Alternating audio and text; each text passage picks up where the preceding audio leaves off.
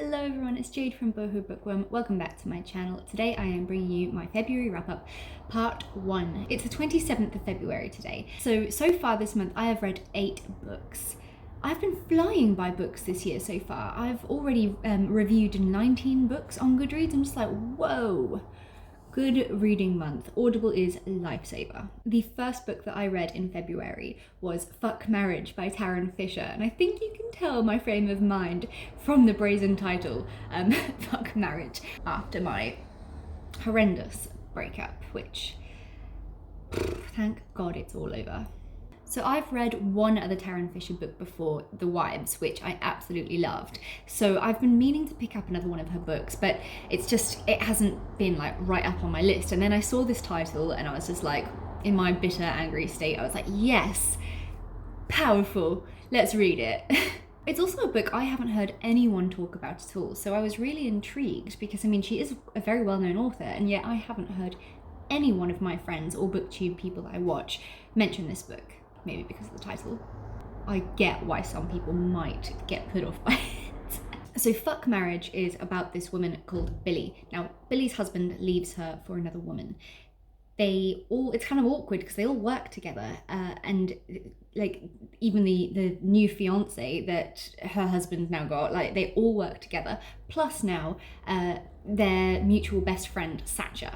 So little does Billy know that Satcher has carried this torch for her for years. He's pretty much besotted with her, but he hides it really, really well. Billy's now a changed woman. She just wants revenge.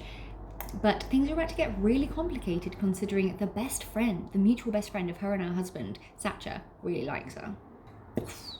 And I'll be honest, if it wasn't for the title, this premise really doesn't like scream riveting to me.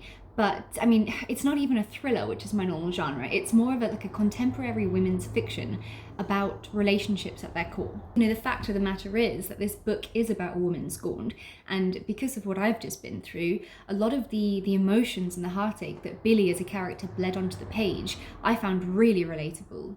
But despite my connection with her as a character, a lot of what she did was very questionable. I mean, she's not the most likable of characters whatsoever. You know, to be honest, a lot of the time I kind of found her character really immature and selfish. This is a spoiler-free review, so I'm not going to go into it, but yeah, a lot of her just kind of ruined the book for me, to be honest. Her character's why I had to knock a star off of this book, because I just hated how self-absorbed she was.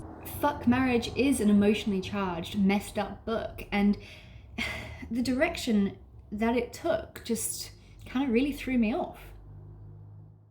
I did read a couple of other people's reviews for this book, and they, like me, you know, the second half of the book just destroyed everything for them. And actually, like in the beginning, you really connect with Billy and what she's going through, and you're invested in this story, and then suddenly like it just takes this entire different direction and you're just like, ugh.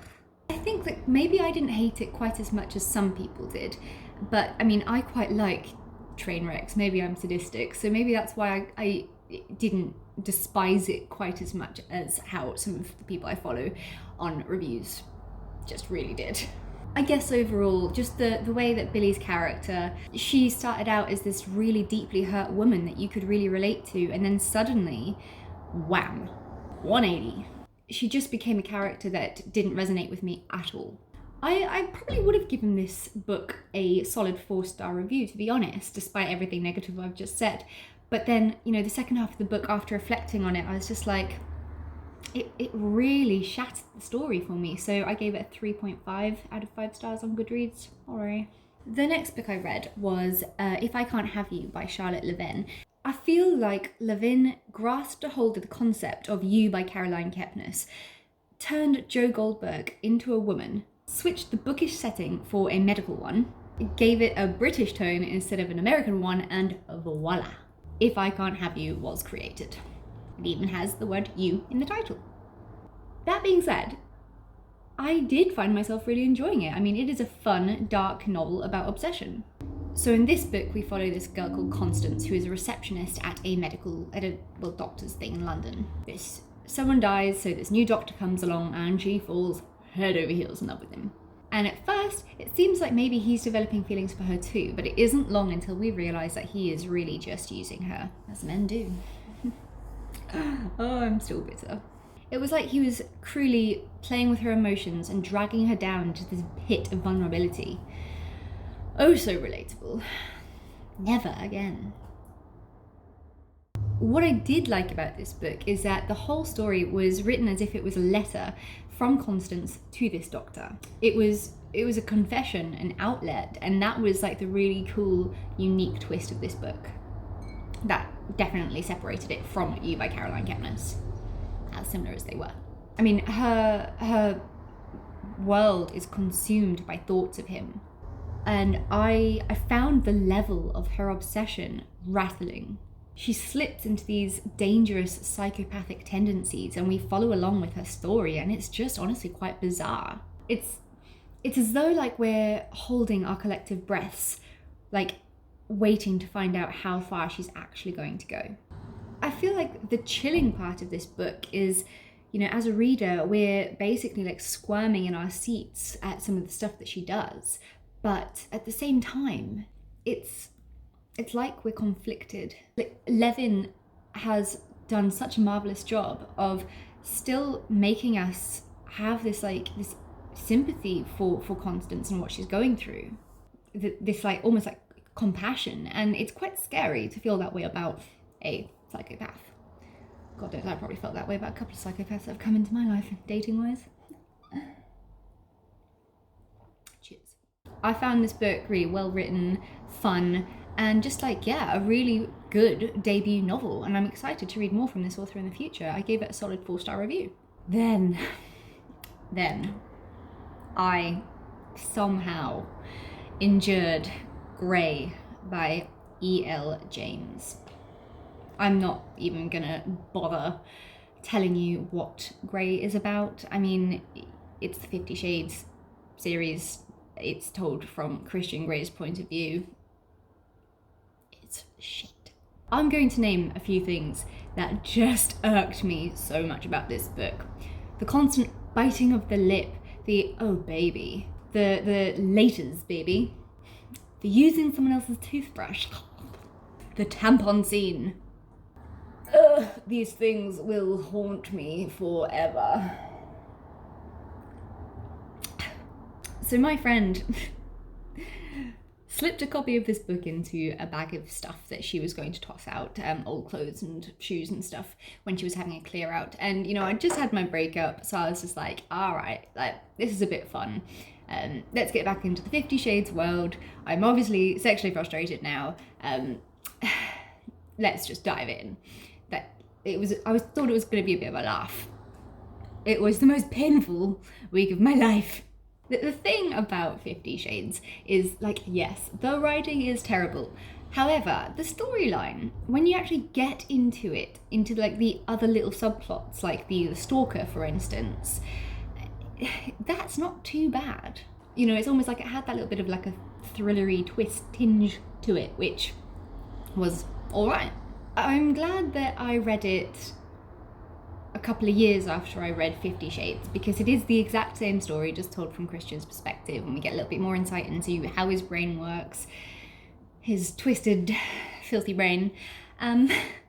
What do I have to say about this book? I mean, it wasn't awful, but it wasn't necessary at all.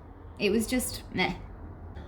And then like I took it to work one day, and I was talking to a girlfriend about it, and she said, oh, did you know that 50 Shades was actually fan fiction to Twilight? And I just looked at her like, whatever, like, Twilight's about vampires, 50 Shades is about a sex addict who likes BDSM.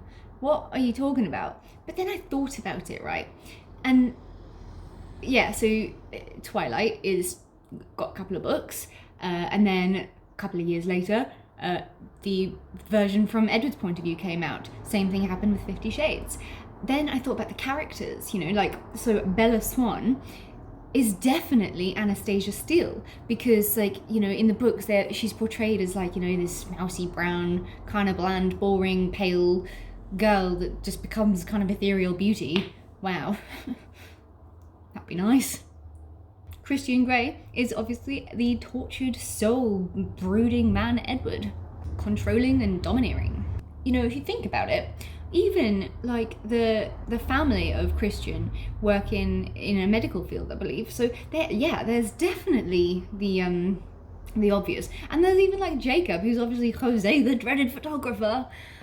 Oh my god, not that I actually care that much, but I thought it was an interesting point. I awarded Grey a whopping 2 out of 5 stars. I have nothing else to say about it. Right, I will talk about one more book today, and then I will bring you part 2 another day when I have some time. So the last book I'll talk to you about today is called The Curious Incident of the Dog in the Nighttime by Mark Haddon. This is definitely far from my normal genre, my cup of tea, but a friend recommended it to me. I recommended them Into the Wild by John Krakauer, which is one of my favourite novels. And I dove in. Ow, I just bit my cheek. Ow.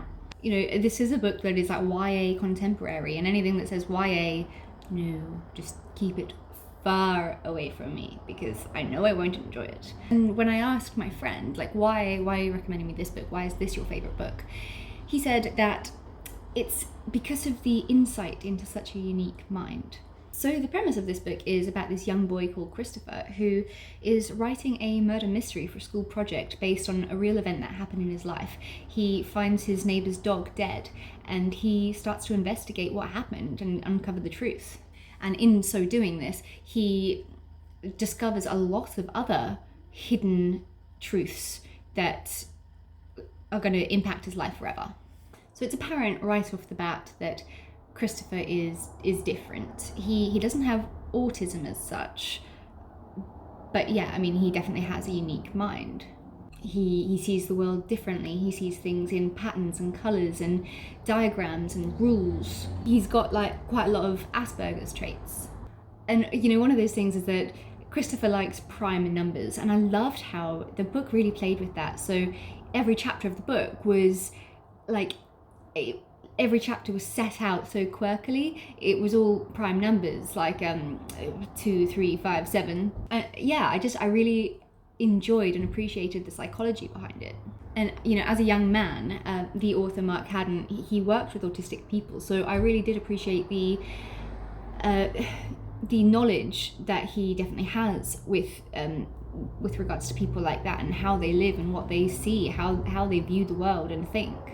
This book has so much depth to it to be considered a YA book, and I don't think that's what the author intended it to be at all, really. I mean, at times I was laughing, I was smiling at like what he was going through. At other times I felt such sympathy and heartbreak. I felt scared. There was proper visceral fear in, you know, some of the things that happened to him. It's just such an eye-opening book about the musings of a boy who has traits like Asperger's, autism. It's amazing. It was authentic, poignant, powerful, and yet still so easily readable. I listened to this on Audible. I do believe that there are quite a couple of cool things in the physical book that I obviously haven't seen, but I can highly recommend the audiobook to you because they did such a good job production-wise, you know, just making extra sound effects like the closing of doors or the running of water, just little bits and bobs that just made it really special. So yeah, I gave this book a lovely 4 out of 5 stars. Let me know if you've read any of these, what your thoughts were. I hate living on the high street.